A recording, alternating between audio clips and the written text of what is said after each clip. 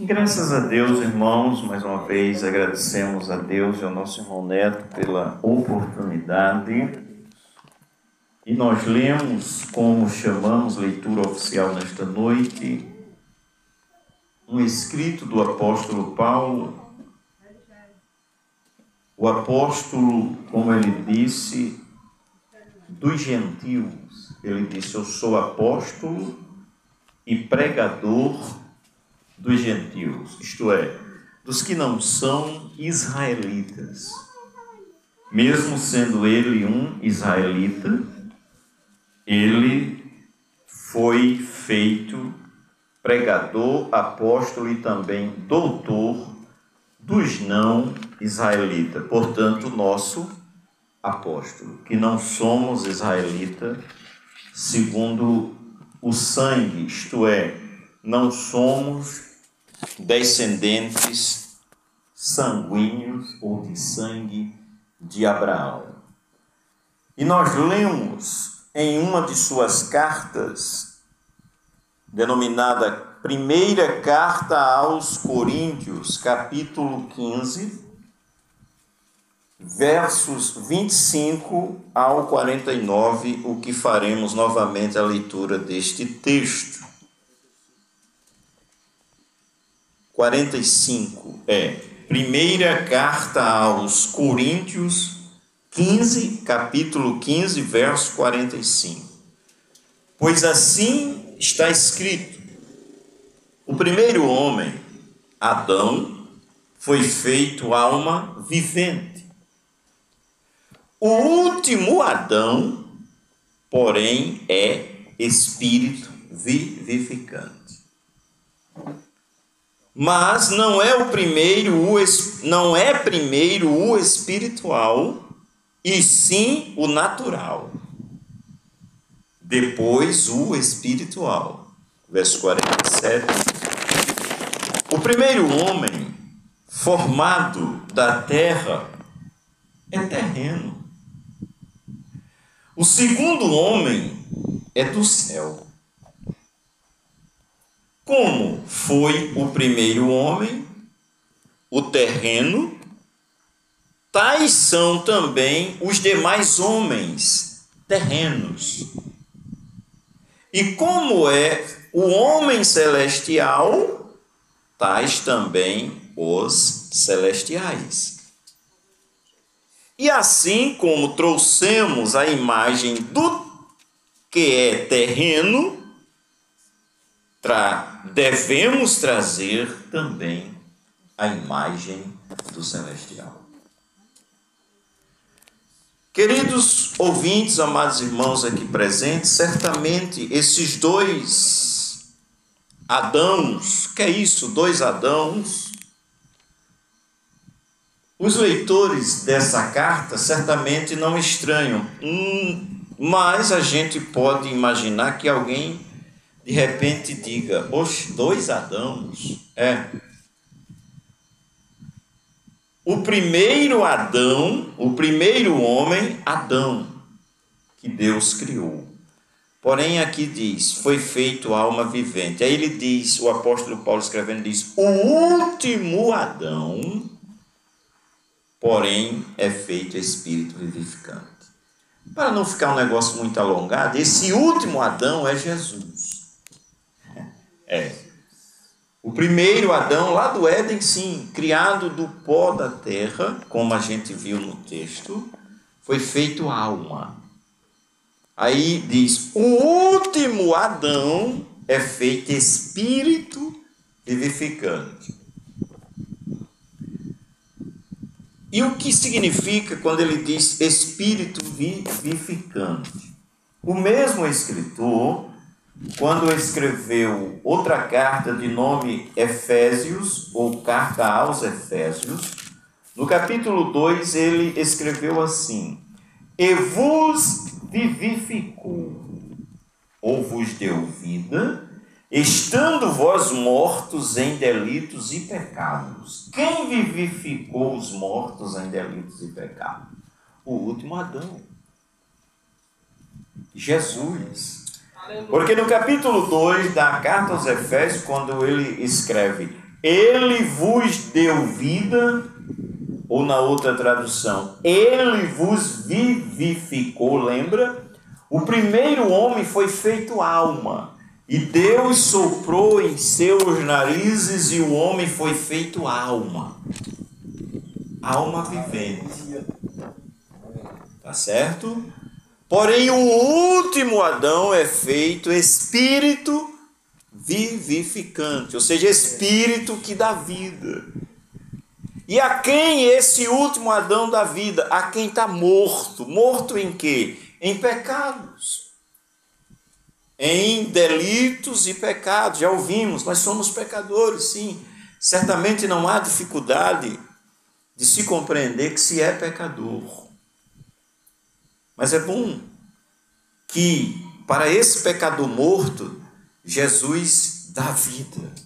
E ele vos vivificou, estando vós mortos em delitos e pecado, nos quais andaste outrora, versículo 2, eu estou em Efésios 2, verso 2, nos quais andaste outrora nos pecados, segundo o curso deste mundo, segundo o príncipe das potestades do ar, do espírito que agora atua nos filhos da desobediência. Versículo 3, ele escreveu, entre os quais também todos nós outrora ou andávamos. Nós estávamos lá, irmão. Lembra, irmão Luciano? Mas o lindo é outrora, antes, no passado. Eu estava lá. Se estava ou estava, não se está agora. Percebe? O hino foi cantado que fala que transforma o homem velho numa nova criação. Isso é o que o Evangelho faz. Transforma vidas. Dá vida. Continuando o texto diz, verso 3, entre os quais também todos nós andávamos outrora ou andávamos antes, segundo as inclinações da nossa carne, fazendo a vontade da carne e dos pensamentos, e éramos por natureza filhos da ira. Filhos de quê, irmão? Da ira.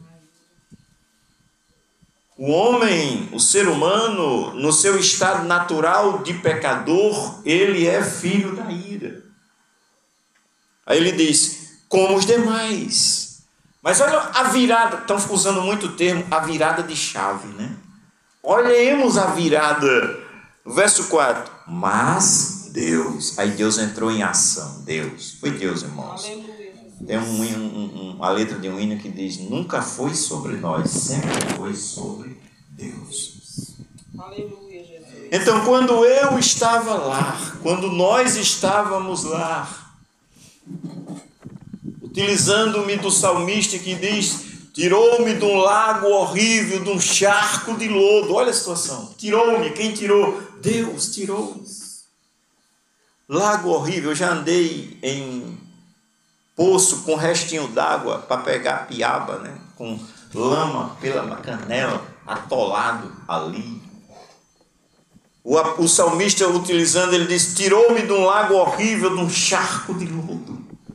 Isso está comparando a situação do homem no pecado. Como diziam os irmãos da antiga, no lamaçal do pecado. Aí o que é que Deus fez, irmãos? Com a sua misericórdia, vejamos o texto, mas Deus, sendo rico, a RC diz, sendo riquíssimo em misericórdia. Por quê? Porque eu era um carinha engraçado? Não, nunca fui, né? Muitos são desabonitados, utilizando aqui das palavras do pastor Salatiel. Desabonitado, para não dizer que é feio. Não é porque o homem é bonito, ou é bom, ou é isso ou aquilo. Olhemos o verso 4. Mas Deus, sendo rico em misericórdia, por causa do seu grande amor com que nos amou. Por isso cantamos agora. não posso te dar o que já é seu. O salmista dizia, que darei eu ao Senhor? O que você tem para dar a Deus? O que é que eu tenho para dar a Deus? Em termos de bens, porque para a gente agradar o outro, dar um presente, sei lá, dar um celular. Hoje é um celular, né? Tá bom? Então, materialmente, o que é que você tem para dar a Deus? Nada. Aleluia, Jesus. Glória a Deus. Mas Deus, sendo rico ou riquíssimo, em misericórdia, por causa do grande amor dele próprio, por causa do seu grande amor com que nos amou, eu citei há pouco João 3,16, porque Deus amou os homens de uma tal maneira que deu o seu Filho unigênito. Já pensou nisso? O mesmo apóstolo Paulo escrevendo aos Romanos, capítulo 5, né? 5, 6, capítulo 6 diz, mas Deus prova o seu amor para conosco, como? Em que Cristo morreu por nós, sendo nós pecadores. E continua o apóstolo, estando nós mortos. Irmão, nós estávamos mortos. Estando nós mortos, em que? Em delitos e pecados. Essa palavra delito, irmão, é uma linguagem jurídica. É uma linguagem de transgressão. Não complicou. Não, transgressão é de desobediência à lei constituída. Eu sempre comparo com uma coisa que eu acho que é mais corriqueira, ou seja, comum entre nós, delito e infração. É a mesma, está na mesma linha. E geralmente eu comparo infração de trânsito. Eu, irmão Neto, comete delito de trânsito, eu acho que toda a vida que estamos no volante. Porque está lá, velocidade máxima 80. Quem anda 80 num carro razoável? Me diga aí. Então, se eu tiver 81, eu sou um delituoso, eu sou um transgressor, eu sou um desobediente da lei, da placa. 80 velocidade máxima, eu vou a 85, eu já sou um transgressor. 81 km/h, eu já sou um transgressor. E quem vai a 120, hein, irmão? 140. Hã? Mas tanto faz ser a 120, 140, se eu for 81, eu transgredi a lei. E em que somos delituosos aqui no contexto, voltando para Efésios 2? A lei de Deus. Se pensarmos voltarmos ao Éden, Deus só deu uma ordem, não coma da árvore do conhecimento. Depois vem 10, que dos 10 ramifica 613. Quem é o bom que obedece? 613. Ninguém. É tanto que o apóstolo Paulo, escrevendo aos Gálatas, ele diz, pelas obras da lei, nenhuma carne será justificada diante de Deus. Mas voltando ao texto, diz, estando nós, verso 5, mortos em nossos delitos, olha o que ele fez, irmão, nos deu vida. É o Espírito vivificante que traz vida. Aleluia, Jesus. Lembra, o primeiro homem é só uma alma que vive. E aí, pessoas como João Rafael e meu avô Francisco Teixeira, pai de Passo, eles diziam assim, na sua sabedoria popular, a vida é como uma vela acesa, se soprar e ela apagar. É isso. O escritor Tiago, né, que foi, segundo consta, o pastor da igreja em Jerusalém, Tiago, irmão do Senhor, escreveu e disse, que é a vida? É como a flor da erva que sai de manhã e no calor do sol quente ao meio-dia, murcha, morre, apaga. Berdoega, está na nossa região. Bonitinho, rapaz, de manhã no inverno, na Berdoega. Vai olhar ela de 12 horas, o sol estiver quente. Glória a Jesus. Então, mas aí nessa situação de pecador morto, irmão Neto, estando nós mortos, o texto é muito claro, estando nós mortos, em que nos nossos delitos, e a questão do trânsito é só para exemplificar, os delitos aqui no texto é muito mais grave, nos deu vida com Cristo. Aleluia, Jesus. Pela graça sois salvos. E juntamente com ele nos ressuscitou. Ressuscitar é quem está morto voltar à vida. Lembra de Lázaro? 4 dias. Vejamos a linguagem. E nos ressuscitou e nos fez assentar nos lugares celestiais, porque eu tenho condição? Não. Em Cristo. Nos fez assentar nos lugares celestiais em Cristo Jesus, sabe para quê? Para mostrar nos séculos vindouros a suprema riqueza da sua graça. Glória a Deus. Querido, graça no contexto desse texto é favor imerecido. Muitas vezes nós dizemos, se eu merecer, nós não merecemos. O que merecemos é a morte. É verdade, mas não sou merecedor de nada. Mas é aí que entra a graça de Deus, que nós não merecemos, mas Ele dá. Aleluia, Jesus. Glória a Jesus. Aí aqui diz, para mostrar nos séculos vindouros a suprema riqueza da sua graça em bondade para conosco, e outra vez, em Cristo. Nunca é sobre nós, é sempre sobre Deus. É o favor de Deus. É o amor de Deus a causa de não sermos destruídos. Porque pela graça sois salvos, por meio ou mediante a fé. E aí ele fecha o verso e diz, isto não vem de vós. Ei, a salvação não é porque eu faço ou deixo de fazer algo. Isso não é de você não, permita-me, caba besta. Não vem de vós. É dom de Deus. Salvação é um presente.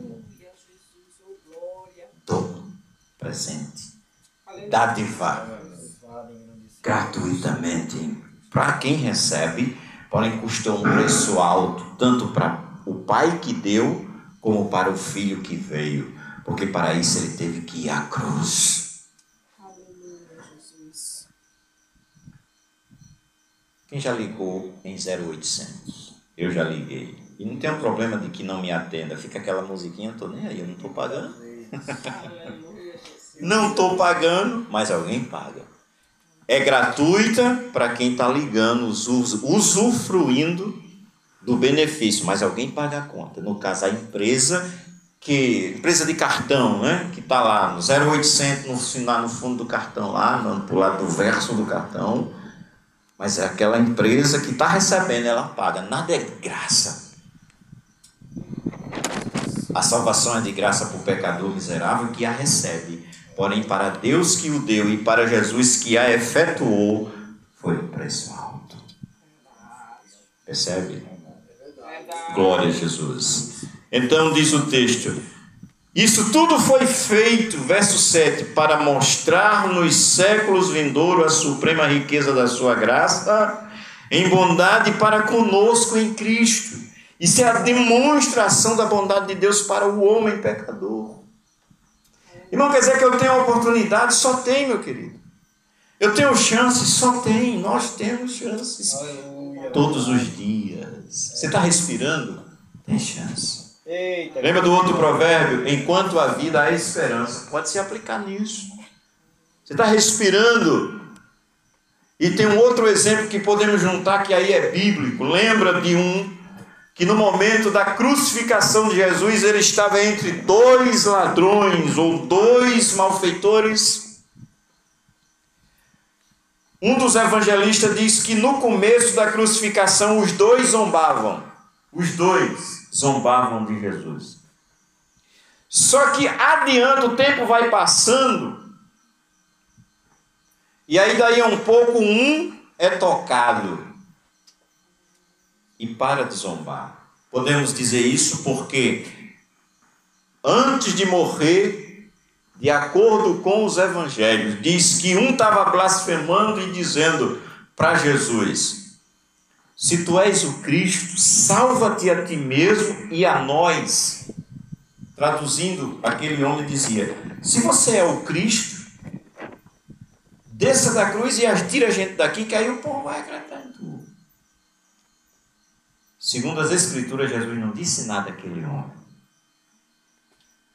Daí a um pouco, aí diz o narrador Lucas que o outro disse para o que estava dizendo essas coisas para Jesus: tu nem nessas horas temes a Deus. Estando na mesma, aí algumas traduções dizem condenação, que era sentença de morte. Estar crucificado era sentença de morte.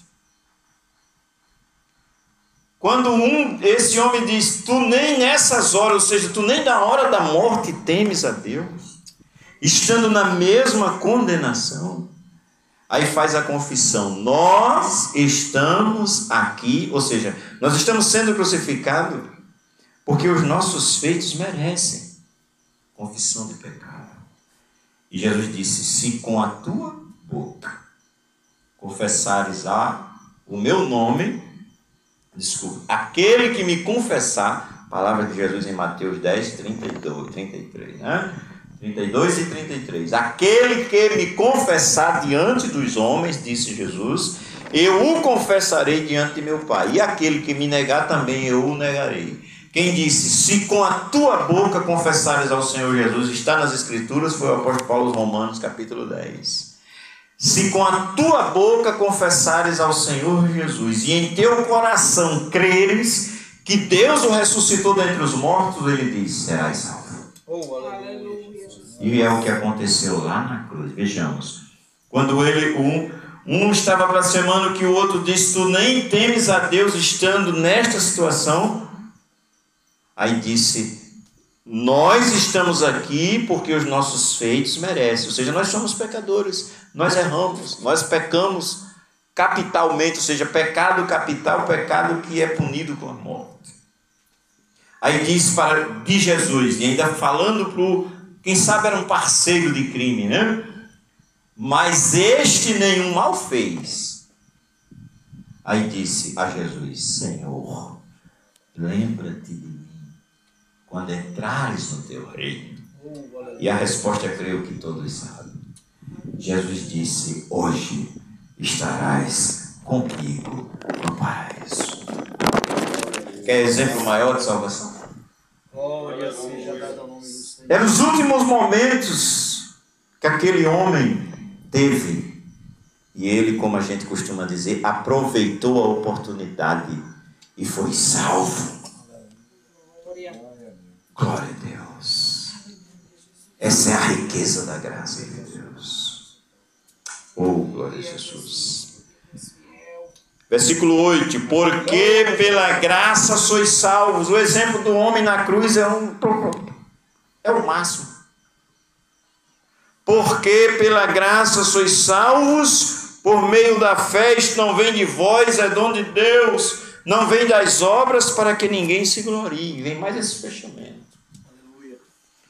Pois somos feituras ou criaturas dele, criados em Cristo Jesus para as boas obras, as quais Deus de antemão preparou para que andássemos nela. É para fazermos coisas certas, boas atitudes, sim, mas lembrando que não é isso que salva. Se faz isso por ser salvo, é o que o texto diz. E continuando o texto, nós vemos no verso 11, portanto lembrai-vos, veja que a Escritura está sempre dizendo, lembre-se de onde você era. E isso não é só aqui, irmãos. Deus uma vez disse assim para o rei Davi, disse, rapaz, eu tirei você de trás das ovelhas, eu chamei você lá do campo, eu te coloquei no lugar do teu Senhor. E ele disse mais, ele foi dizendo, e eu lhe dei as mulheres do teu Senhor. E Deus foi dizendo o que tinha feito com Davi, eu fiz isso com você, eu botei você para ser chefe do meu povo. E Deus ainda disse assim, se você achava isso pouco, se pedisse-me mais, eu ainda dava mais. Aí o que é que isso tem a ver? Não, porque você foi falar de Davi, porque aqui diz assim, portanto lembrai-vos. Deus está fazendo a Davi, se lembra de onde tu estava, rapaz. Lembra de onde eu te tirei. Aí a Escritura, irmã Cristina e irmão Neto, está sempre dizendo, e aqui, ó, Portanto, lembrai-vos de que outrora vós, gentios na carne, chamados incircuncisão, por aqueles que se intitulam circuncisão na carne, por mãos humanas, naquele tempo, olha a situação da gente, aí Jesus está fazendo o mesmo papel, Jesus está fazendo agora comigo e com você o que Deus fez com Davi, ó, verso 12, se não vejamos, verso 12, vocês se lembram que naquele tempo, ó, estáveis sem Cristo, pensa numa situação, e eu passei por isso, separados da comunidade de Israel. O que era que a gente conhecia de Bíblia? Nada. Estranho às alianças da promessa. Não, pior isso aqui, ó. Não tendo esperança. E olha o resto. Sem Deus no mundo.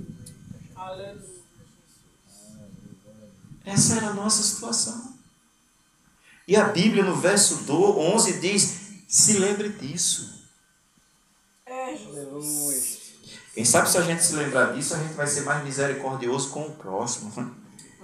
Que ele está lá na situação que está, mas aí quando a gente se lembrar desse texto, ele diz: eu estava ali, e quem sabe, irmão Neto, em situação até pior.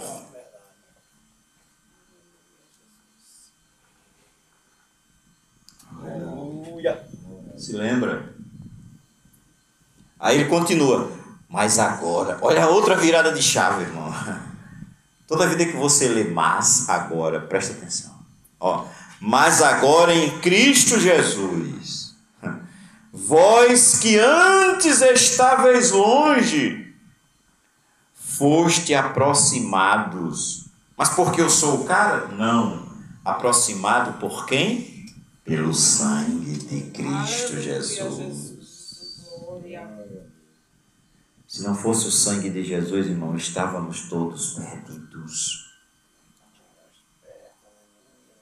Mas aí o sangue de Jesus pegou a gente que estava longe, e ele continua ainda chamando e esperando a tantos quantos queiram, aleluia, a tantos quantos ouvem e creem. Aleluia, Deus. Esse sangue, não nós, não. Mas o sangue de Jesus, querido, tem poder de te aproximar de Deus, é o que o texto está dizendo. Pelo sangue de Jesus chegaste perto.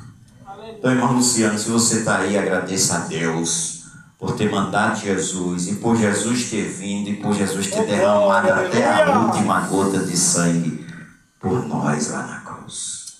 É o que o texto está dizendo. Que nós chegamos perto pelo sangue de Cristo Jesus. Sangue remidor. Sangue que nos purifica dos nossos pecados. Porque Ele, Jesus, é a nossa paz. Tem outra parte que o apóstolo Paulo diz assim: amar, não, é João, né? João, na primeira carta, diz: amão ou amados, agora, a partir de agora nós temos paz com Deus. Irmão, tem coisa ruim do que não ter paz. Imagina com Deus. Se é ruim eu não ter paz com o meu próximo, pensa numa perturbação.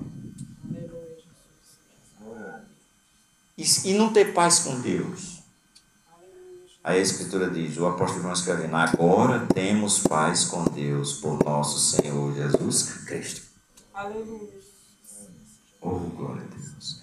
Aí ele diz, verso de número 13: mas agora em Cristo, vós que antes estáveis longe, foste aproximado pelo sangue de Cristo.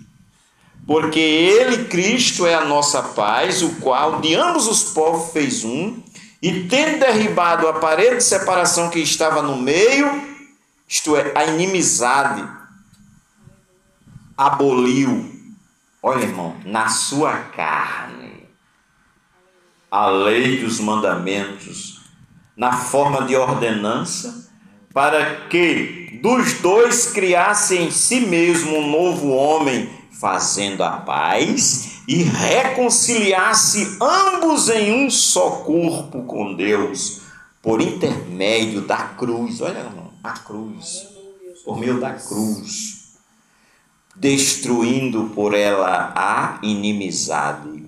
E vindo ele, evangelizou a paz, A voz que antes estava... Olha aquela situação, nós estávamos longe, o apóstolo está trazendo de volta. A voz que estáveis longe e também trouxe paz aos que estavam perto. Né? Vindo ele, evangelizou a vós, outros que estáveis longe, e paz também aos que estavam perto.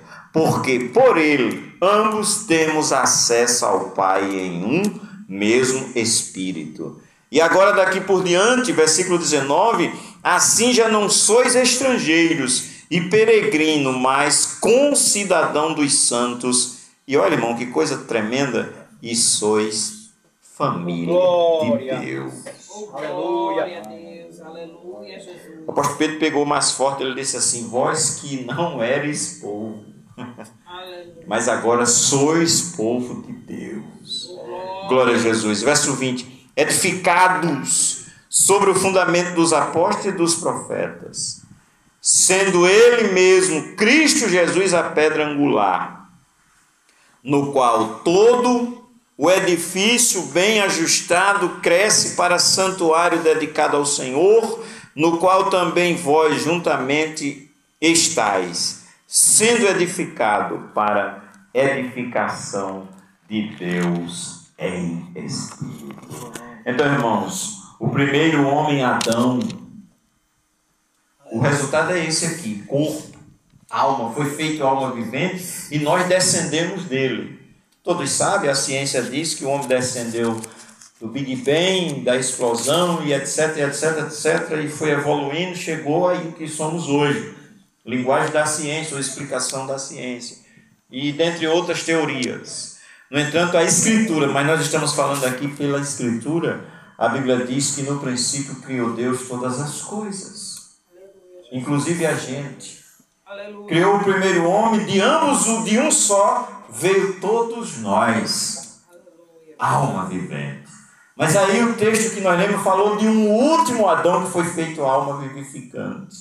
Como também disse o apóstolo João, Jesus veio para desfazer as obras do diabo.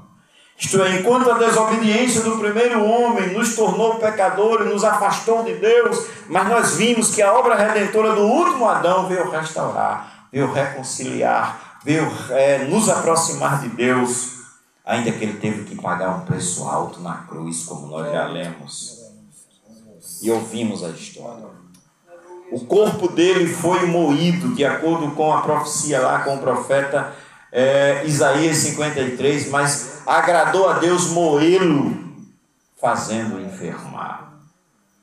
Jesus se apanhou de uma forma com os chicotes, que é chamado azorrangue, azorrage, que tem cerca de 6 a 8 pontas naquele chicote, e nas pontas é um chicote de couro, e em cada ponta tem às vezes ponta de osso, ponta de ferro, coisas cortantes, para açoitar mesmo. Foi o chicote utilizado para açoitar Jesus. Estudiosos afirmam que era possível ver as partes internas de Jesus, abaixo das costelas, porque aquilo, quando um soldado, e não era um soldado fraquinho como eu, era um caba, de irmão Neto para frente, que quando ele dava com força. E ao puxar, quando ele bate na carne, entra e ao puxar sai rasgando. Por mim e por você, Jesus passou isso. Ele já passa a suar antes da primeira bofetada. Diz o texto sagrado do Evangelho segundo Lucas, que no Monte das Oliveiras, ele quando começou a orar, aí já não saía suor, mas junto com o suor já saía grandes gotas de sangue na oração no Getsemane. Daí a um pouco ele é preso. Ao chegar no palácio, já colocam nele uma coroa de espinhos. Pesquisadores dizem que aqueles espinhos, se ele furar um dedinho da gente, a gente vê, como diziam os avós, os meus avós, os antigos, o neguinho vê tocha, né? Já viu essa expressão? Quem é antigo sabe que é isso, né? Uma furada daquele espinho que entrou na cabeça de Jesus, só um no dedo da gente dói por dias. E colocaram na cabeça de Jesus uma coroa de espinhos. Adiante, diz a narrativa do Evangelho, que botaram um pano na cara dele, como quem brincava de cobra cega. Isso é coisa dele, só estou falando coisa antiga. Tem gente Tiver gente nova não sabe nem o que é cobra que vê, imagina cobra cega, né? Cobra cega vendo os olhos, você não vê nada, e diz que fizeram isso com Jesus e davam um bufete na cara dele e diziam assim: tu não é profeta? Diz quem é que te bateu, zombando de Jesus. O outro evangelista, irmão, diz que é mais forte ainda, diz que cuspiram no rosto de Jesus. Imagina isso. Cuspiram no rosto de Jesus. E ele aguentando calado. E isso vai só aumentando, vai só se agravando. E ele derramando sangue a partir do... Porque bater no nariz um murro, como se diz, né? E o esmurraram, já passa a sangrar. Se bater próximo ao olho, já corta. Quem já viu luta de boxe ou qualquer outra luta que é permitida aí, sangra. Ele está perdendo sangue a partir de todos aqueles momentos. E vão levando ele. E no caminho, né? É dada a ordem de açoitá-lo. E é aí que ele apanha dessa forma. E aí a ferida agradou Moelo, ficou uma ferida. Que alguns estudiosos concordam que não foi várias feridas, foi a ferida. Porque de tanto bater virou um buraco, uma ferida só. E ele vai à cruz. E para concluir, ele no Calvário, já lá crucificado, vieram conferir quem estava vivo, e os dois outros ainda estavam vivos e quebraram as pernas dele para acelerar a morte devido ao horário. Mas quando foram conferir Jesus, ele já estava morto. Aí eu costumo dizer assim, aí o soldado, para não perder a viagem, pegou uma lança, deu debaixo da costela, que atravessou o corpo de Jesus todinho. E quando o homem puxa a lança, é uma coisa tipo uma flecha na ponta, para se cumprir a profecia que tinha o transpassado, mas quando o Evangelho diz que quando o soldado puxa aquela lança, aí diz assim, saiu sangue e água, ou seja, saiu todo o sangue de Jesus. Eu já levei corte, que é o contrário, quando o corte bate, sai uma águazinha, depois vem o sangue, mas no caso de Jesus foi o contrário, saiu sangue e água, saiu tudo que tinha de sair. O sangue de Jesus foi derramado pelos pecadores. Aleluia, Jesus. Tu crê nisso, queridos? Se creres, verás a glória de Deus. Foi o que Jesus disse. Se creres, verás. Então ele disse, quem ouve a minha palavra e crer naquele que me enviou, disse Jesus, tem a vida eterna, não entrará em condenação, mas passou da morte para a vida. Porque Deus amou o mundo. Tudo isso que Jesus passou foi por amor. Porque Deus amou o mundo de uma tal maneira que entregou, que deu o seu Filho unigênito, para que todo aquele que nele crê não morra, mas tenha a vida eterna. Porque Deus enviou o seu Filho ao mundo, não para que condenasse o mundo, mas para que o mundo fosse salvo por ele. Então, meus amigos, ouvintes, que Deus abençoe sua vida e que o Espírito Santo lhe convença. Obrigado, irmão Neto, que Deus continue abençoando. Glória a Deus. Amém. Glória a Deus, desde já.